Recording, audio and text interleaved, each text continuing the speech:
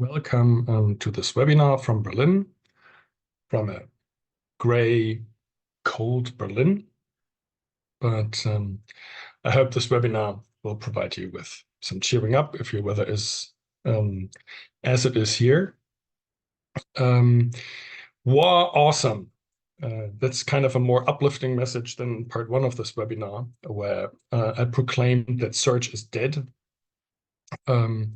This is actually a quote. It's a quote by Moritz Mutter, who's working for the FEP, so for the 81 Berlin libraries. And he's the director of digital, and he's also one of our collaborators or partners in crime when it comes to AI bots. So he's also doing a lot of the prompting. We're alive since June. We're alive. This war awesome was something that was uttered 2 weeks ago when he discovered abilities of the chatbot that even him and me didn't know before. So this is actually one of the reasons why I'm doing this webinar, is that I want to show what capabilities AI bots have, especially in comparison to the search that is already dying. Because I have the feeling that practical knowledge on how this bot works is something that should be known a bit more in order to get an idea of what the future with AI actually looks like on a practical level. Also, at the end of this webinar, there will be a survey asking you a number of questions. You can also leave remarks. You can also criticize me if I'm doing something wrong or say something wrong. But you can also make suggestions on how we can improve this webinar. And one of the suggestions of the webinar yesterday was that I talk a little bit more about the service bot, so which I will do today, just a little bit. But most of what you will hear and see today is in regard of the recommendation bot, simply because I want to do it on a very practical level, a hands-on level. And with the recommendation bot, we already have 4 months of practical experiences with users who are actually using it, an increasing number of users who are using it.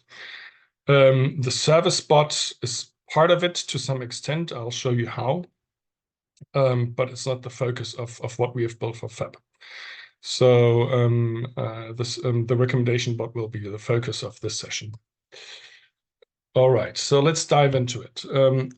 For the ones who have participated in the last webinar, and for the ones who haven't, you can watch it on YouTube. Expectation management is one of the most important disciplines of working with AI. And the expectation management here is that, as I said, I will show you the capabilities of an AI bot. One other reason is actually that I think we're still in the faster horse moment. If you remember this quote of Henry Ford, if I asked the people what they need, they would have answered a faster horse. So I think with AI, and not only with AI chatbots for libraries, but with AI in general, we're still in this a faster horse movement, in the sense that we talk about efficiency. So efficiency by definition is making tasks that are already there quicker, but also in terms of so it's something, increasing efficiency is making something better with already exists. And this is, I don't think, what AI is all about. I think AI is about doing something different and adding value rather than, making something again quicker. I hope after this webinar you'll have an idea what is actually the difference to previous technologies that are still in use. Also, I would like to stress that it's also a feedback that we get sometimes from users and also from libraries who test the system, is that why does it work in ChatGPT, the commercial version that you can use, of course, and the version that is is published by the libraries. So there are two explanations to that. The first explanation is that we run it in a so-called RAG system. If you want to know what that is, I think I explained it in the last webinar. It essentially means that we are working with the data that the library provides. So we're importing Mark 21 files. We are converting them into vectors, and then the bot will run with this knowledge. And that, of course, is a very different setup as if you just run with a commercial a large language model such as ChatGPT or Claude or Llama. This webinar is also about the limitations of this particular kind of bot that operates with a collection of data that comes from a third party, in this case, of course, from libraries. So these are the limitations and the goals of this webinar. One of the limitations, by the way, I don't know if you've noticed in this picture on the right side, it's funny because there are the doomers also in the libraries who say this is all kind of intransparent and AI will rule the world in the future. And it will destroy humanity. If you work every day with AI, you kind of become more relaxed about that. A good example is this image here. It shows a baby. So you see the prompt on the bottom right that I gave to Midjourney to create this image. And in the end, I said, I want this in Celtic style. So, I love Celtic art from, 2,000 years ago. And Midjourney turned this command into a kind of a steampunk aesthetic.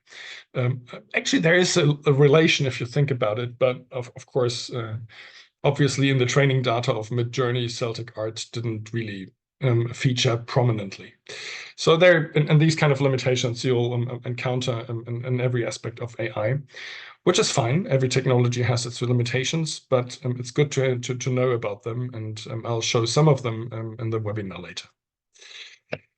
Why did I say search is dead? I showed this, let's say,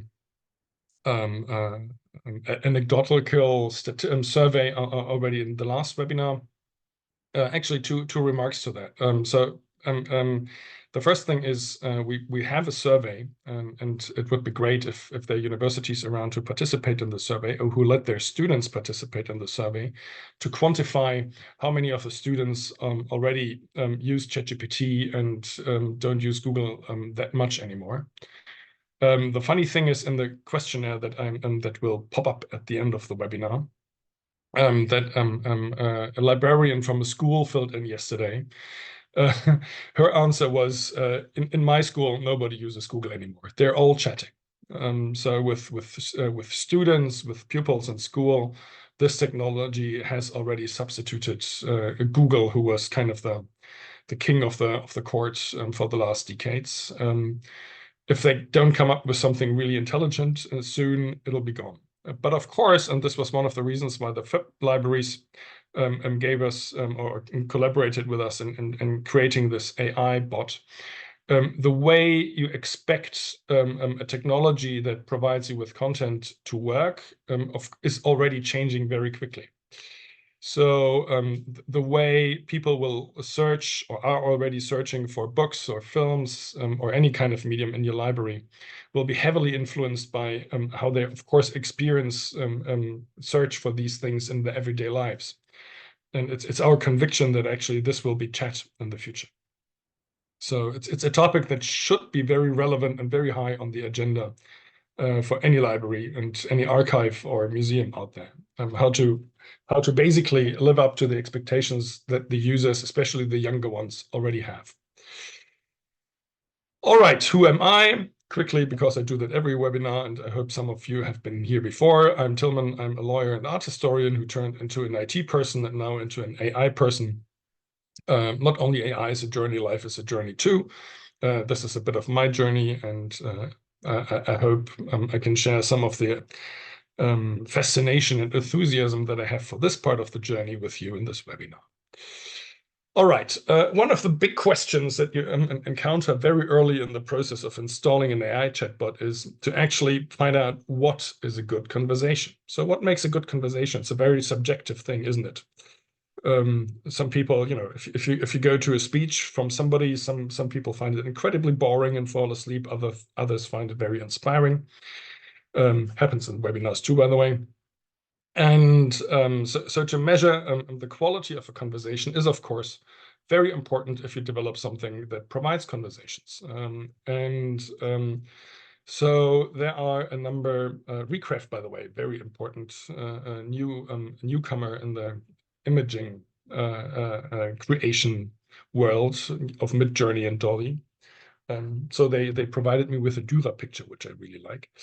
So, but again, measuring the quality of a conversation with a centimeter thingy shows you that anecdotal jokes are not yet there in the general intelligence of AI. Again, a limitation, but a good one. So accuracy is, of course, the most important thing about the quality of any chat. But already there you can discuss a little bit because accuracy is certainly a very important measurement of quality when it comes to the service bot. So when you want to talk about what the opening hours are, how much you have to pay when you don't give back a book. So you want very accurate, specific information there. Otherwise, you might end up standing before the doors of a closed library. But accuracy in a recommendation bot is not that important because if you have kind of 5 recommendations and one of them doesn't really fit, as long as it's not something nasty, nobody would really care. And nobody would really expect, by the way, an expectation something to be, everything to be correct in a recommendation bot. Actually, sometimes it's even fun if it's not correct because it might give you new ideas. So it's not only that there are no good measurements, even the measurements that you have should be adapted to the specific use case.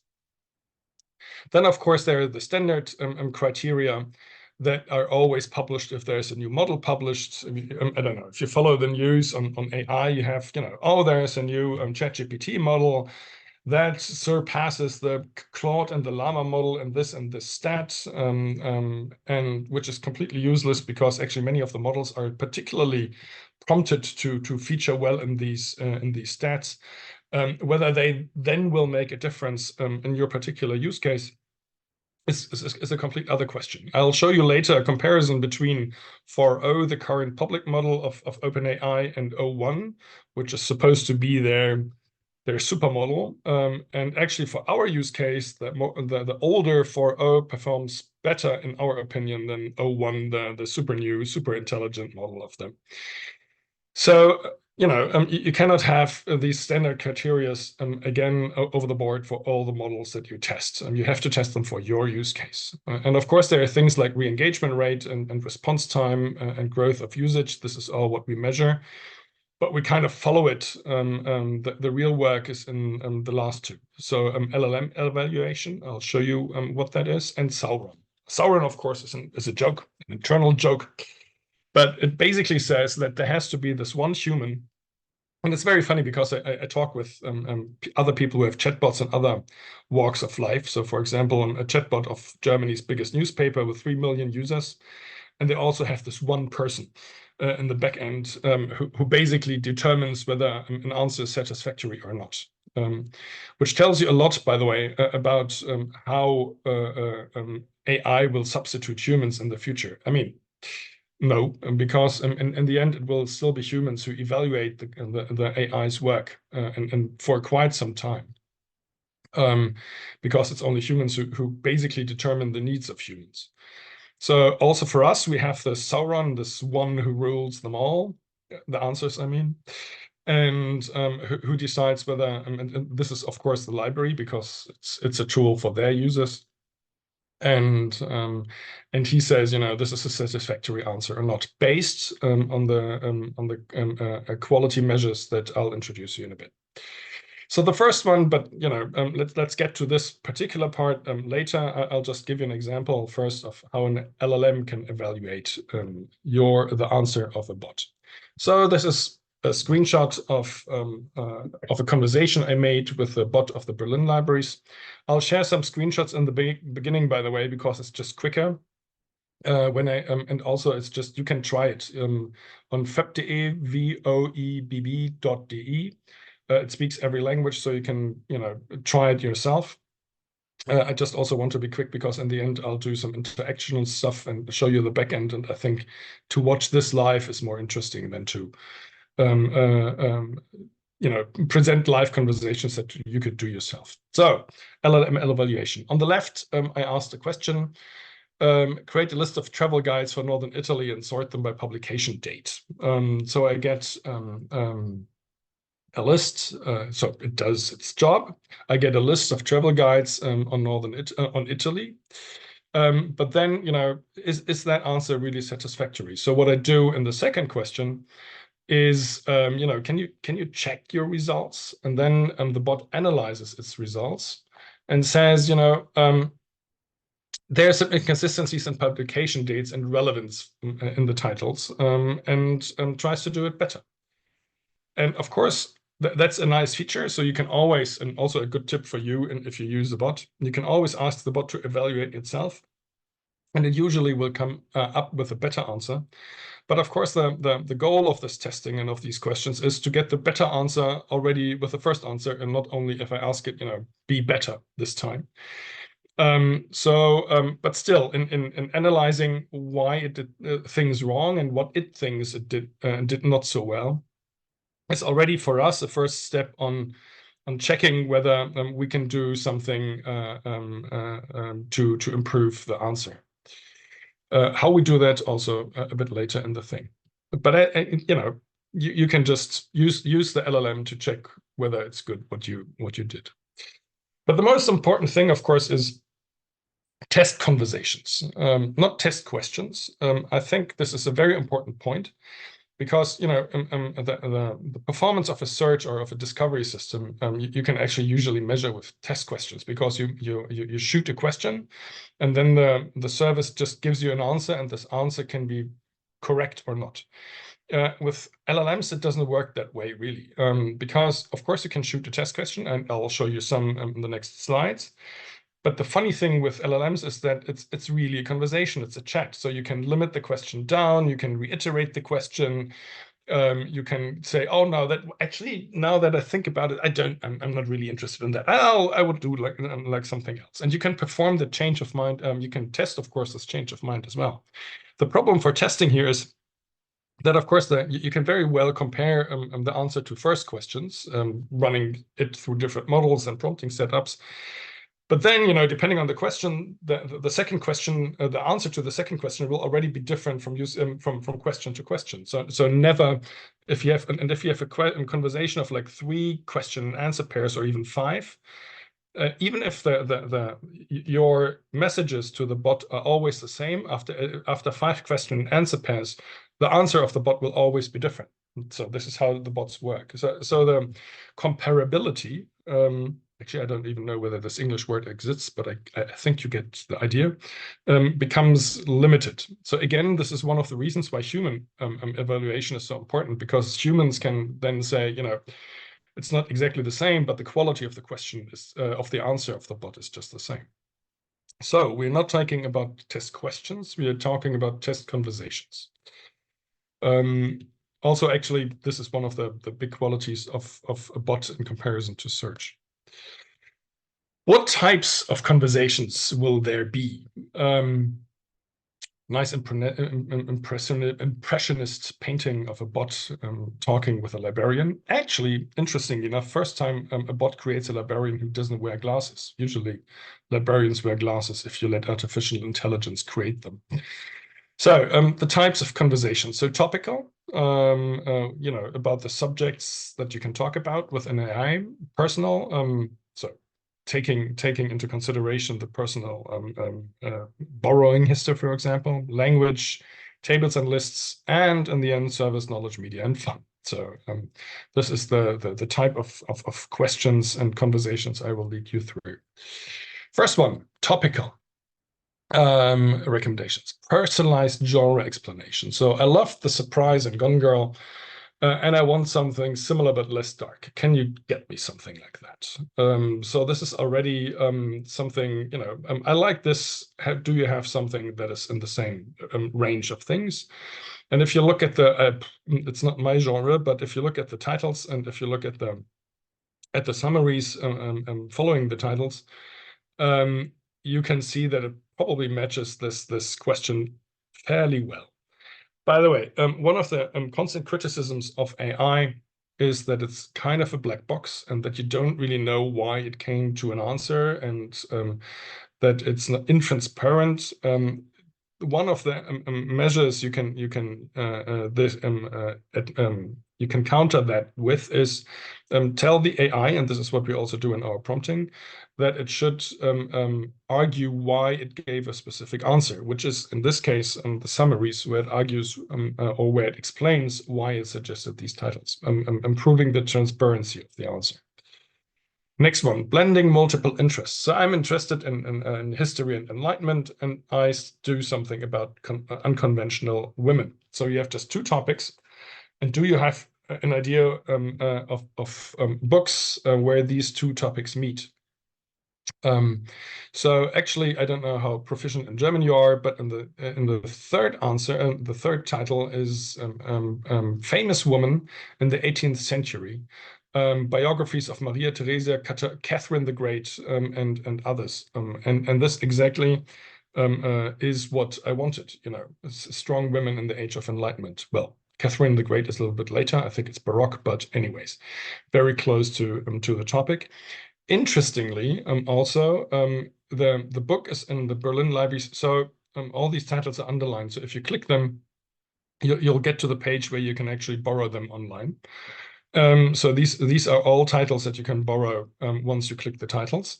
Interestingly, it took the original title, which is correct. It's in German, but in order to explain to you, because we're talking in English, what this title is about, it talks English, which is exactly the behavior that we expect the bot to do. But again, you know, it's one of the things that shows you how smart a bot can be if also prompted correctly.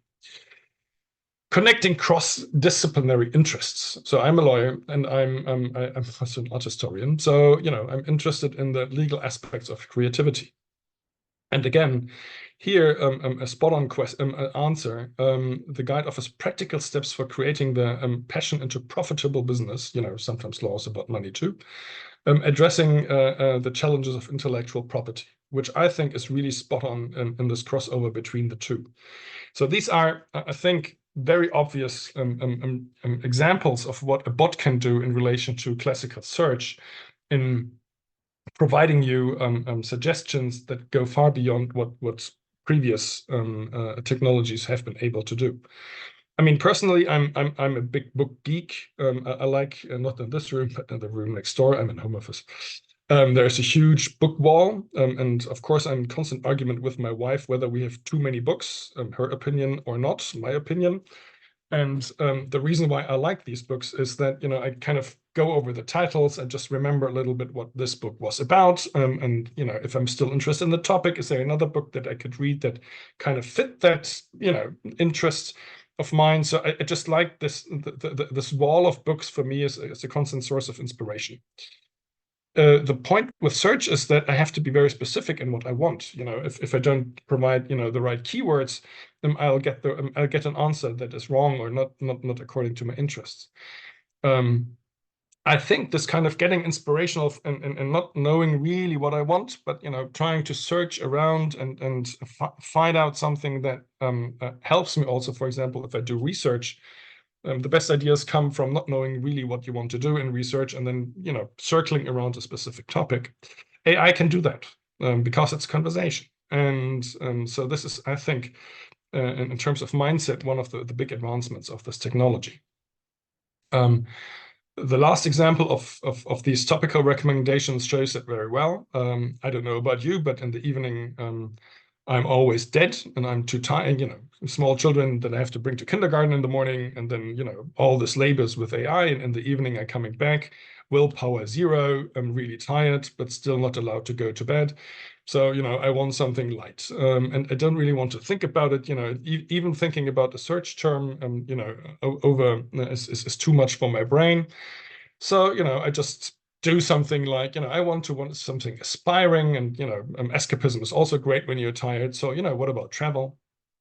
And you know, I tell this to the bot, and I get already a pretty good set of answers. And the one thing is, most of these are books, but books are even, at that stage they're also too tough for me.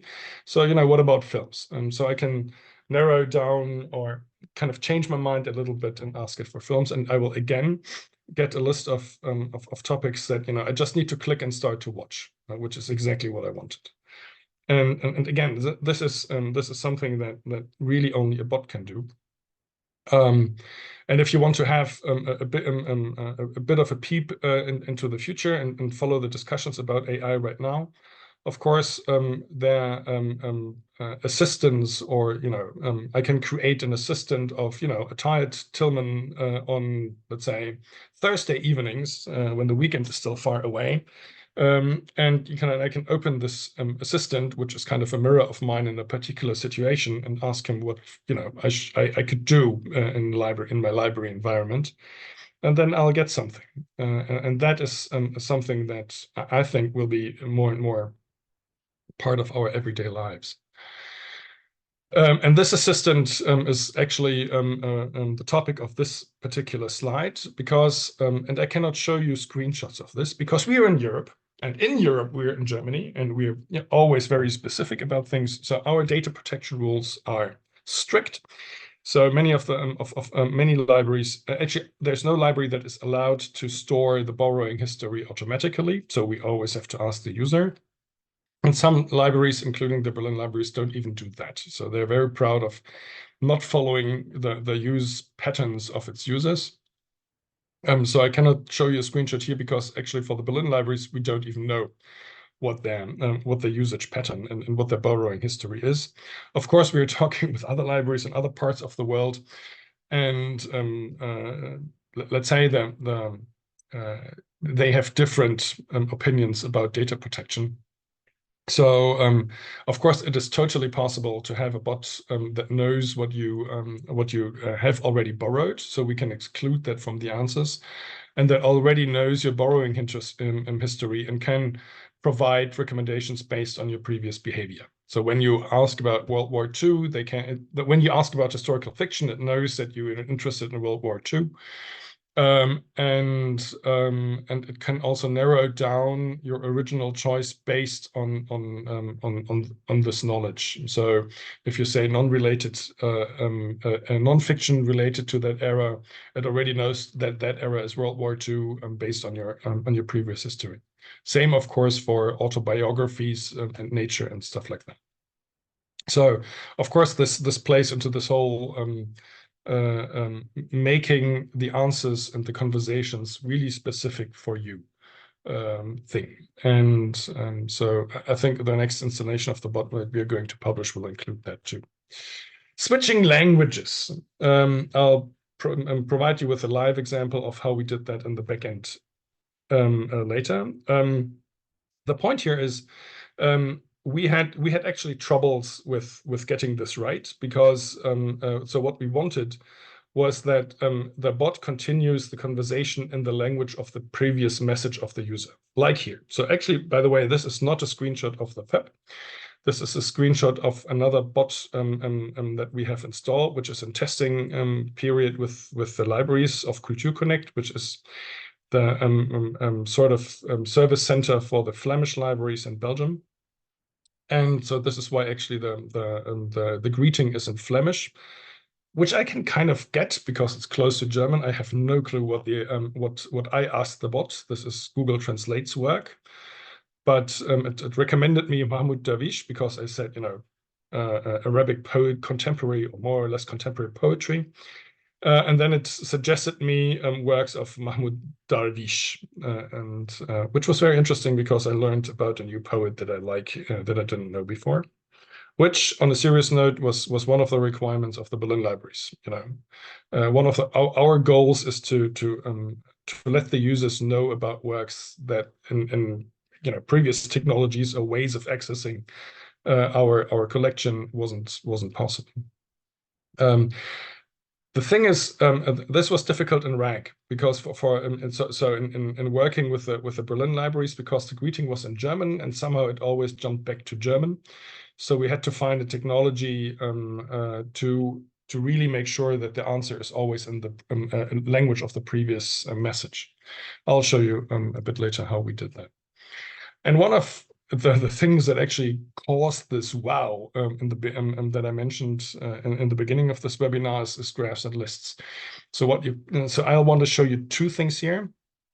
So the first thing is, I said, I want to have like 5 Harry Potters, create a table that compares a number of topics, and I want to know whether there's a female protagonist, yes or no, and an age target group. And then the bot wasn't sure, and it asked back, and it just wanted to have a confirmation whether this is exactly what I wanted. That's prompted. So we said, we say to the bot, if you're not sure, if you really want to be specific with the answer, but you don't have enough information, ask. So this is what he did. So this is another way of making sure that the results are better than without asking. Something that humans also should learn, before you say something, ask. And then the second answer was quite spot on, as you can see. So we have fantasy titles, we have the age groups, we have female protagonists, yet or no, and a confirmation that these are all magical books about magical themes. Of course, you can do any kind of list. I'll show you another list in another context later. You can sort, you can compare, you can, for example, take travel guides and sort them by publication date, which for travel guides is important, of course.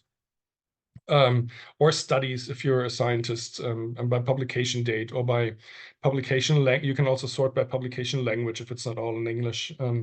So any kind of tables and comparison between tables is something that bots can very well do. And this is something that can be, if you think about it, incredibly helpful. The reason why I didn't do it before because I didn't know it was possible, or I knew in an abstract way it was possible, but I didn't really internalize it in the sense that I can use that in the future to make my requests more specific. So this is, one of the motivations behind this webinar. And we made the same experiences. So these are all the things that you can do. Actually, there are a couple of more things, but these in a recommendation environment are the most obvious ones. So I really encourage you to play around, to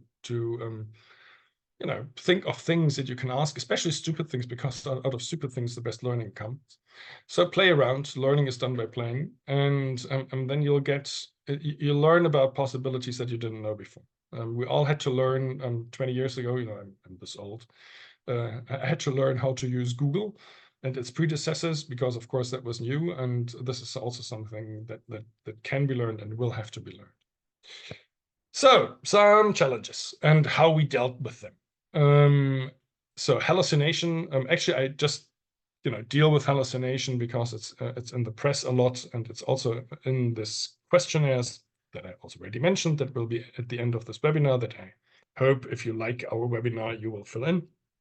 Hallucination doesn't really play any role in all the feedback that we get from our users, basically. And also, that might be also because, first of all, because it's a recommendation bot, and if it hallucinates a bit, why not? It's interesting. But also, I think we kind of eliminated it mostly, and I'll show you. Now, then the language switch, I'll show you too. Similarity search, I'll dive into that a bit deeper, because it's actually probably the most challenging let's say, limitation of this technology. And then, of course, insufficient knowledge and how we deal with it in the end. The solutions to these are these. Actually, I always say, if you want to deal with artificial intelligence, it's a journey. So it's you have to learn, and it's evolving every day. And one of the things to learn is to develop an understanding of where which problem belongs. So if you encounter a conversation, an answer to a conversation that you don't like, there are a number of possibilities where this comes from. So it could be that we could do a better configuration, so we could enlarge the context. We could also improve the prompts, so the commands we give to the chatbot on how to behave. We can also use another LLM or a more updated LLM. So, move from ChatGPT to Llama or try it with Claude. Or we choose another embedding model. Or it's simply because, actually many times the answer is it doesn't have enough data. So, for example, with the FEP, we rely on the summaries of the books that the FEP delivers us as part of the Mark 21 delivery, which we update every day. And if there's something not in there, and if it's not part of the intrinsic knowledge of the model, then the information is simply not there, and then you cannot expect the bot to know it. Example from the service bot. One feedback that we got in the beginning was, why aren't there the events this week and this particular city part library available in the bot? And that, of course, was because it's not there. We didn't have current events. And then, of course, it cannot be part of the bot's answer. And of course, I mean, the text inside the bot says, I'm a recommendation bot, or said that, and by now it's more. But nobody reads that anyway. People just type away, and you have to kind of mitigate that behavior in how you treat the bot. There are a number of other things which I will not go into because, I mean, there are all ways to tweak the bot's behavior. But they're kind of sorted in relevance in this list. So we'll do another webinar. I think it's on the 19th of February, and there we go a bit more in depth on these technology related questions. This webinar should be more practical, so I'll leave it there. Hallucination. So now let's go live. So this is a screenshot in the case my connection to the library dies, but it's there, and this is Zoom. This is what I don't want because we're already in there. So this is our backend. So this is live. You see on the left the snippet models, which is actually what we the text that we need to create vectors. So we go to chatbots with RAG. So this is the FEP environment on the backend. You see that we have some testing bots, and with the live data where we can test in different environments how the prompting works out. Or if we, for example, here you can just choose a model. Here you can see that for FEP we use GPT-4o in the moment, which is actually not for FEP. The FEP live is 4o mini.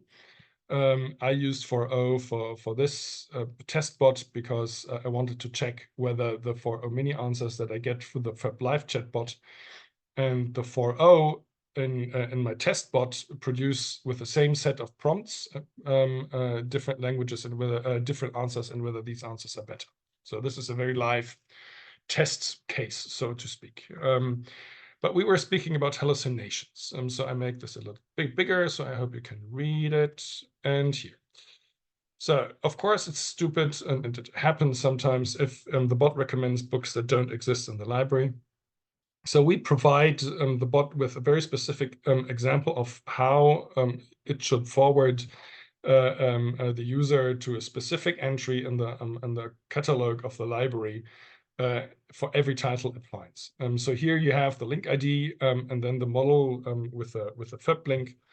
And if it applies this link model to the ID that it finds in the vector search, then you'll have a title, and only if this title has been found by the FEP with this ID, it is allowed to give an answer, and it is allowed to recommend this medium. So this is a very specific command, and it has eliminated pretty much all hallucinations. Because I mean, hallucinations background only happen if the bot, the bot is kind of a know-it-all. It wants to know everything, and it's very bad in admitting that it doesn't know something. So if it doesn't know something, it tends to invent stuff. I have a 5-year-old son. He's the same. And again, very human. And so the only way to get the bot from not doing it is first a firm command. Don't do that. If you don't know something, say it. The second thing is or ask. This is what we have just seen. Asking back something and then kind of finding another way out of this not knowledge. And or is simply saying, look for something specific. Another example of that I wanted to show here. There's here, if you see that, there's a detect user language mark box. So as I said to you, the problem that we had was that it didn't always respond in the language of the message of the user so far. So basically, you're greeted in German. I start speaking in English. And the bot understands the language, but still answers in German. And we didn't really know why. Because it's a rec environment. We prompted answer in the message. We did a lot of prompting around it. We couldn't solve it, and it had something to do. It's a lot of trial and error. It had something to do with a setup that we speak with a library that is essentially majority-wise German. So. And then we kind of thought, what can we do? And what we did was create kind of an extra loop in the back of the conversation. So actually in the exchange between the bot and the LLM, where we said, before you answer any message of the user, detect the language first. And once you have detected the language, then you are allowed to answer. So we make kind of an extra loop and letting the bot control itself. And since then, it's perfectly fine. So what I want this should exemplify that it's not like you have a bot and it either works or it doesn't. There are a lot of things that first of all don't work because it's talking to an existing database, but there are also a lot of tweaks and measures that you can take to do something about it. And this is actually our daily work. There are a number of things in this regard that we did and still do, and I'll talk about some of them at a later stage in this webinar. So where are we? Here. So this was the hallucination. So be precise. The second thing, similarity search. Very big topic. So if you have seen the first webinar, I explained a little bit more. The way such a bot works is that it turns the information in your library as into a vector, which is kind of a long number, and this number represents the information of this title plus its context. And then basically you get a user question. This is also turned into a vector, and then the search algorithm tries to match the vector of the user question with the vector of the content of your library. There are a number of problems with that. First of all, it's a similarity search. It's not a precise search. So here we have so when it comes to names, especially of authors, especially if the authors are not popular and the model cannot rely on the intrinsic knowledge, so on the knowledge that was given to the bot by OpenAI, then it's weak. And the second thing is, for example, specific dates. So give me all titles about travel guides for Northern Italy of 2023. This is not the way this technology works. It just says, there are similar things to 23, and then it will come up with a plausible answer, but it will not be 100% correct. This is important to know. This is part of it's a technological limitation. The second thing where it always kind of bothers us is if you say something inspired by or in the style of, and because again you say something like Cervantes and then you say similar to that or in the style of, and as I said already in the last webinar, the most similar thing to a 10th edition of Cervantes' complete works is the 9th edition. And the 9th edition is probably not what you search when you search something in the style of Cervantes. So again, going back to here, we have a button here now in our backend where you can enable. By the way, this is temperature. This is the creativity of the bot, embedding limit. So that you say how long the answers are be. But here's enable find similar function.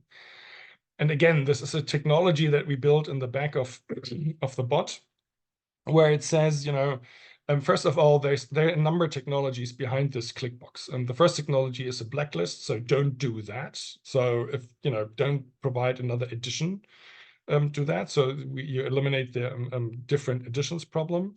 Then the next thing is search take a bit of a distance between the most similar result and the result that you recommend. So by enhancing the distance, you usually eliminate the same works by the same authors. And actually, there's a number of things that we did here that are trade secrets, but it enables us to some extent, mitigate this problem of similarity search. And we're not yet done. So what we're working on now is hybrid search. Hybrid search is basically combining keyword search and similarity search, so classical keyword search that every discovery system does, and AI, and then basically fuse the results to something that is more precise in the moment where precision is wanted. There are other ways to do that, like graph knowledge, introducing graph knowledge, but that's a bit, you also have to be able to work on that and have the people to work on that and the money to have to work on that. So we're kind of advancing in this direction. All right, so I hope these are good examples of how you can mitigate technology limitations. And now I think I pushed the wrong button, and now I have to go back to where I was, which was here. Or last example, I think in this thing is you can just try. This is kind of the big cannon you shoot. This is if you're done with all the little tweaks, you have to consider using, the big things that you can do. So you can choose the model, which we did actually once already. We started with ChatGPT 3.5, now with 4.0 mini. As long as the pricing doesn't get better for 4.0, we'll stay with 4.0 mini, even though 4.0 is better. But then, there's money, and money is always scarce, and we have to mitigate that limitation too. But let me show you how that can make a difference moving from one model to another. Again, I'll go back to the browser, and now I'm showing you something else. So this is the FEP AI laboratory. So this is a tool we created for the FEP, and this is only for the librarians or for the people working inside the FEP. So this is kind of not public. And the goal of this tool is to help educate library staff in the use of artificial intelligence. And which I think is a very smart move, because you need to work or to kind of play around with it in order to understand it better. So on the left, we have the different models that you can, and it's actually, this is not trained on FEP data. This is just access to the public model. But instead of, but of course, it mitigates the thing that you don't have to pay for any premium version, or that you don't want to give away private account data, so you can just play around with here. And in the back, we have kind of a long table of questions that we can use to see the differences in behavior of the model. So one of these questions is here. I'm interested in the plague. Suggest some book on the topic, focusing on the society and on this impact of the society in the Middle Ages, and compare it to a film. So, and then here on the top, you can see this is how GPT-4 would answer this question.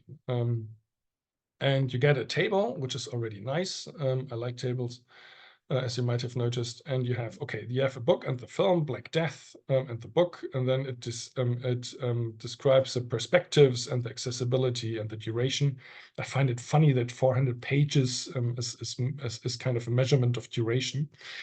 But it's actually fair enough. 400 pages are slower to read than 200 pages. So 400 pages compared to 102 minutes. It'd be interesting to know how that translates into real time.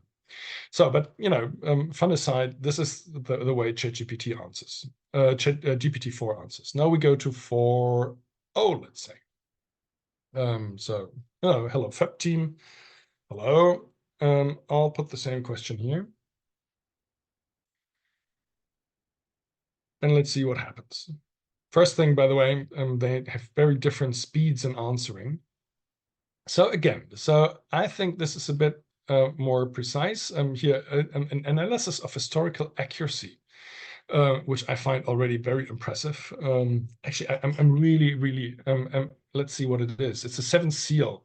So is it Ingmar Bergman? Seventh seal? I think so, right? And so just the historical accuracy as a criterion I find fascinating. I wonder where this knowledge comes from. Since it's a very famous film, I think it's intrinsic knowledge and not knowledge that received by the bed and fab. So this is something that is already really impressive and actually better in terms of insightfulness, if you can use that term, than GPT-4. Interesting thing was we tried the same thing with the most, seemingly the most advanced model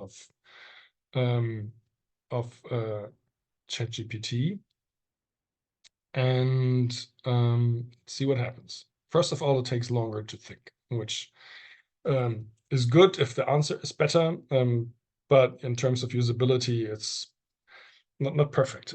Actually, if the answer is satisfactory, I would always prefer the slower, the quicker to the slower. Then you have already it's more wordy, and then you have a summary at the end, and then it has a recommendation at the end.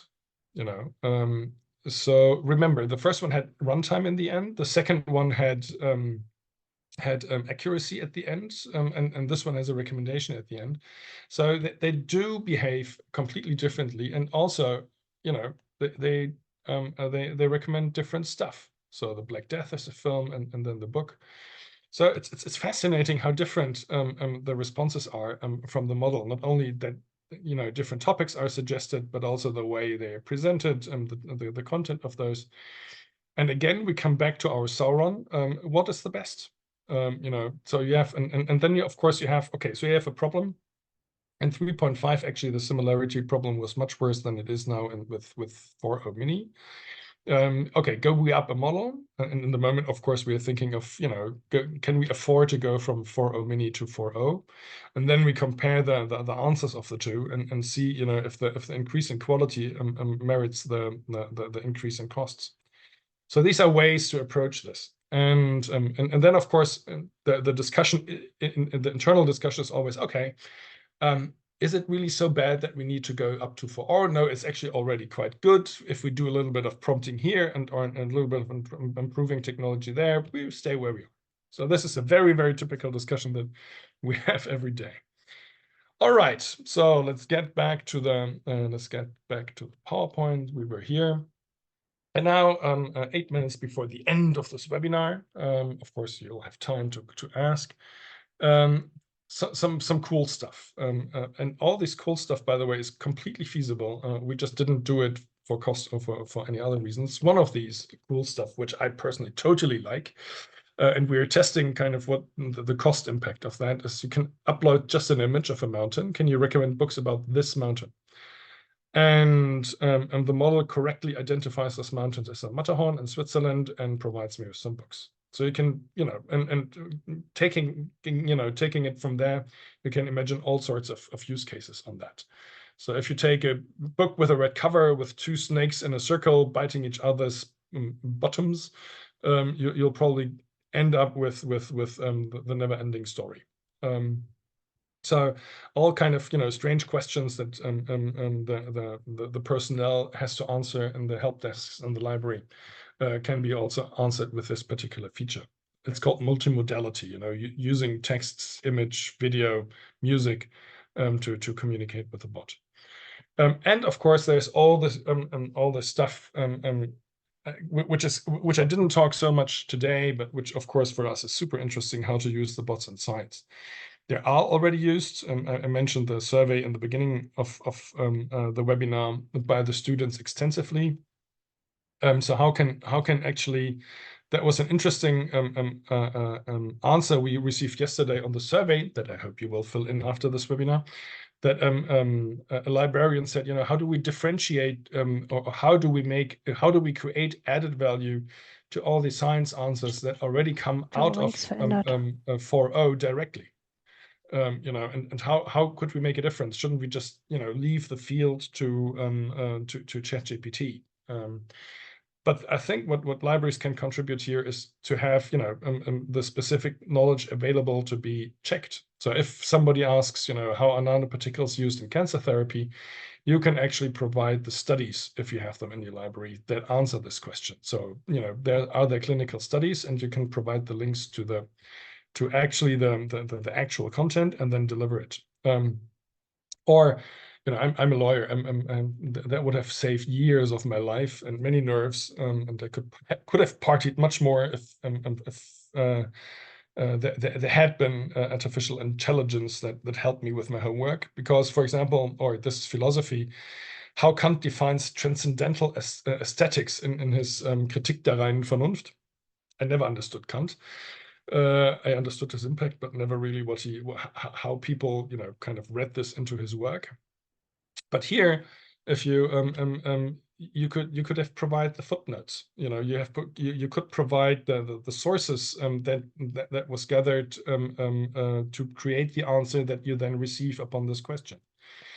So for us, actually, the goal of 2025, so it's not that far away, is to have something like this. So you see the Pietà, great work of Michelangelo in the Vatican. And you can ask, who were his predecessors? Where did he get his inspiration, and how did he learn from them? And first, you get an answer with pictures, showing you some examples that he actually had to, was knowing, and then could create his work according to it. Then you have a list of artists who lived before him, and that he probably, learned from or was in communication with Bellini. I'm not so sure, but you have to test the result. Actually, funny thing is, in the bottom, for some reason, my browser is in Italian because I want to learn it. But here, ChatGPT, basically, in the bottom of the page here, it's a disclaimer of ChatGPT. I always find it funny that the most valuable company in the world, sort of in the world of AI, tells you expressively, don't trust me. But what you can then do, and this is a screenshot of OpenAI, the live bot. On the right, you have all the links to the sources that this answer was generated from. And then if you're a library, you could click on this link, and it could link to an open access or digital source that you have, so that you can actually take this answer as a starting point for real research. And I think, or if we talk about a service bot, and you want to have a knowledge about a particular regulation inside your library, you can link this regulation here. So then you have actually full transparency and full accuracy in the results. And this is something that, especially if then combined with stuff like hybrid search, will allow you to control results, to actually not give answers and then kind of forget about it, but give answers as an entry point to research or to more in-depth reading about a particular topic. And of course, this another thing, if you've never tried the app of ChatGPT, try it and use the language version and ask it in real time. I'm not sure whether typing something into a bot is the future. It could also be just that in 2 or 3 years, you'll just see people talking with the AI and getting answers in natural speech. And this answer could be, I found the thing that you need to read. Go to your library. It's open at 12. There's a good coffee on the way on the left. If you go to the room on the left, take that coffee and then, sit down in the library and read, because in the end, reading a book and paper is still better for processing the knowledge than just listening to me in your app. So that would be kind of the vision. By the way, if you want to test it yourself, I hope I didn't do too much of an infomercial, but we were always asked about the pricing. You can go to our website. You can get a test bot for 2 months for €100, provided that either you deliver us a Mark 21 file that we can download and then implement, or you are integrated with one of these people, Koha, Deltronic, Axial, some of them are international. Or you can basically ask your library management system to get in contact with us so we can integrate, because then also running the bot could be as cheap, depending on your library's budget, is 160 euros per month. Don't forget, from this money, we also pay OpenAI for the conversations that you have. So depending on the number of users or depending on the number of media that you have, this could be more expensive. And of course, it's more expensive if you get access to the backend and write your own prompts and do your own adaptations to the bot. So let's say this is just really the starting point for slow libraries with a small number of users and no personnel knowledge to do all the testing and adaptation themselves. But having said that, communicate with us. For us, this is very new. For us, this is also trying to find out what the best possibilities are, making things work. And the best way to find a solution to something is to just talk to us and analyze what the possibilities and the limitations are. All right, next webinar will be with a focus on technology. So I mentioned a lot of stuff that I just skipped over, like similarity search or hybrid search or knowledge graphs, or also some more basic stuff like temperature in the back end. So if you want to have more understanding of the technology, 19th of February is the day. If you answer the survey once I stop talking to you, the survey will pop up. It would be great if you take a time and fill in a couple of those questions. And also, as I said, if you're a university and if you really want to know how your students use ChatGPT and vis-a-vis library services and Google, help us getting this knowledge. I will then present it in that webinar. You can also leave a message either directly with these contacts or in the survey. If you fill in the survey, by the way, you'll get a direct invitation because then we have your email. Otherwise, we'll also announce it in the usual ways. So that was it. We're 2 minutes past time. If you still have a question, and the one question is, will it be online afterwards? Yes, it will be online afterwards, both the slides and the recording. And next one. And as a follow-up in the beginning of next week, we'll send that too.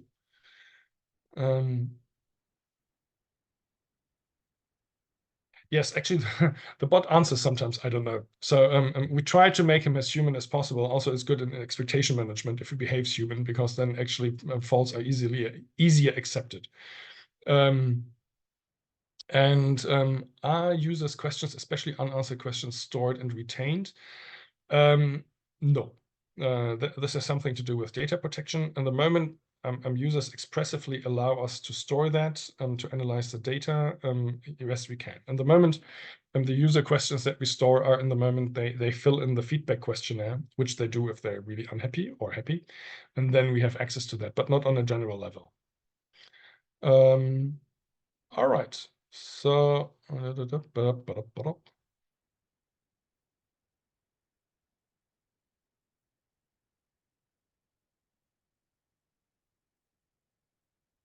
presentations. Yeah. Okay. So I think the one answer was too late. So I think I thank you a lot. Thank you for participating, and I'll leave you here. And as I said, keep in touch if there's something you want to share with us or you want to ask us. We're very happy to talk about everything related to AI. Goodbye.